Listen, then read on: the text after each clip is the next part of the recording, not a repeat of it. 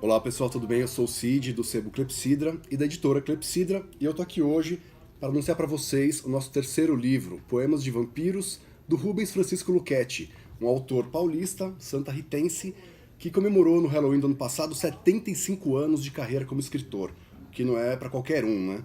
E não é sempre que a gente pode editar um ídolo, então eu tô aqui com muito orgulho, tô muito feliz de estar aqui nesse dia gravando esse vídeo, porque o Luchetti tem uma trajetória incrível. Ele publicou mais de 1.500 livros, muitos deles sob encomenda, alguns de assuntos que ele não necessariamente gostaria de tratar, mas ele tem também uma produção autoral gigantesca que mostra uma paixão pela literatura de gênero, pela literatura policial, pela literatura de fantasia, pela literatura de horror especialmente. Ele publicou, por exemplo, O Noite Diabólica, em 1963, considerado por muitos a primeira coletânea de contos de horror, pensada como uma coletânea de horror nacional mesmo.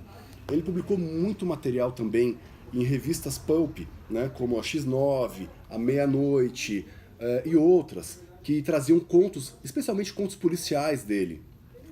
Essa carreira não ficou só nas revistas, logo ele começou a publicar livros de bolso no nome dele e também sob uma infinidade de pseudônimos. Ele tem dezenas de pseudônimos, e inclusive alguns são heterônimos, que têm uma personalidade própria, uma biografia própria, um estilo próprio, né?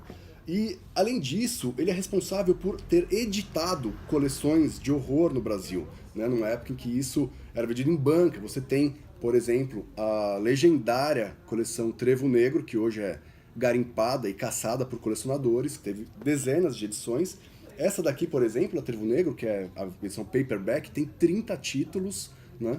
E super raros hoje, né?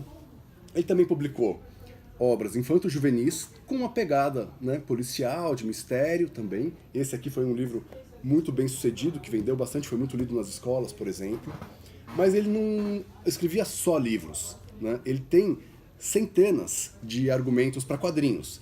Talvez o mais conhecido deles seja a colaboração que ele fez com o Mojica, né, na HQ do Zé do Caixão, desenhada pelo Nico Rosso, um grande parceiro dele. Mas não só isso, né? Ele publicou também outras HQs. Essa aqui, por exemplo, eu tenho um carinho enorme por ela. Ela saiu em 83, foi a primeira HQ de horror que eu li na vida quando eu era criança, pela Capitão Mistério. E ele também se aventurou, conforme ele foi chamando a atenção, em outras linguagens. Ele escrevia roteiros para cinema, por exemplo, quando as pessoas precisavam de alguém para escrever horror. Nós temos, por exemplo, aqui roteiros que ele escreveu para o Ivan Cardoso, né, que lançou o Escorpião Escarlate, As Sete Vampiras, O Segredo da Múmia dele, entre outros, né, O Lobisomem da Amazônia. Mas também o próprio Zé do Caixão lançou muitos filmes com roteiros deles, né? Então você tem O Estranho Mundo de Zé do Caixão, Exorcismo Negro, uma série de filmes. Além disso, você encontra material do Luchetti em fanzines. Conforme você procura, você vai achando matérias que ele fez. Essa aqui sobre Sombra, um personagem que influenciou demais o início da escrita dele, né?